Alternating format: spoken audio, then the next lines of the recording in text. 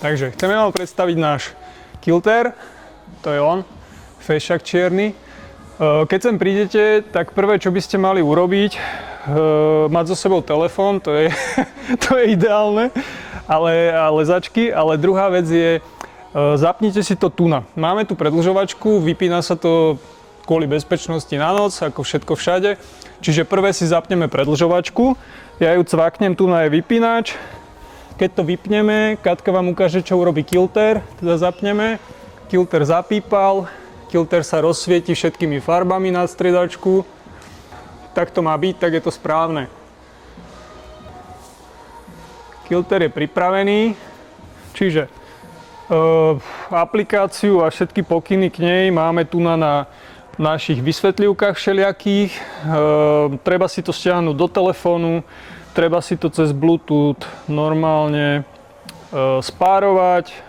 To všetci poznáme, lebo sme moderní, čiže si spárujeme, nájdeme si v 1000 aplikáciách kilter.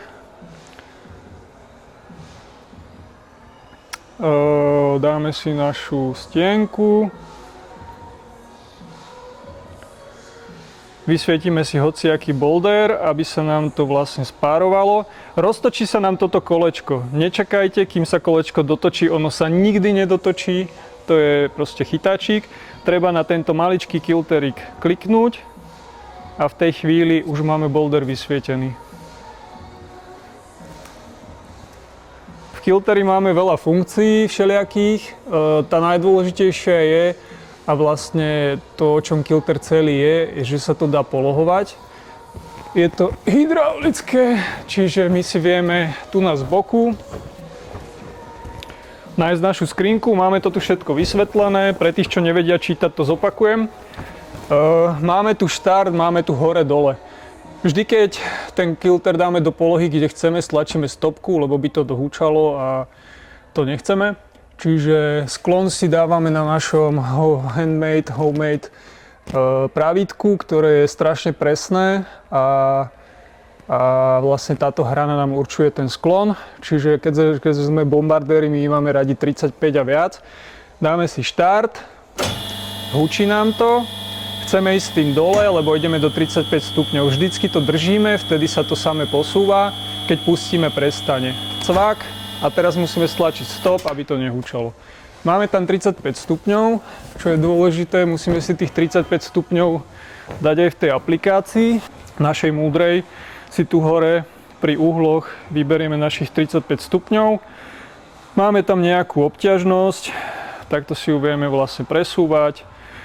Tu si môžete pozrieť, že sú tu bouldre fakt všetkých obťažností. Máme tu 4B, 6A, 5C, čiže vieme tu nájsť všetko až do 8 neviem koľko. Tu máme 6B, tu máme 5C, takže vôbec sa toho nemusia bať ani úplní začiatočníci, pretože začiatočník si to dokáže zdvihnúť v podstate do kolmice. Je to v podstate v tej chvíli taký istý profil ako ten vedľa, kde sú postavené normálne bouldre, len s tým, že tu si vie tých boulderov vysvietiť x tisíc a vybrať si konkrétnu obťažnosť. My si môžeme dať na začiatok v tej 35-ke 5C. Väčšinou je to po dobrých chytoch, keď sú to tie ľahšie bouldre, ako všetko všade. Kilter funguje tak, že má vždy nejaký nástup, nejaký top, presne ako dole na stene.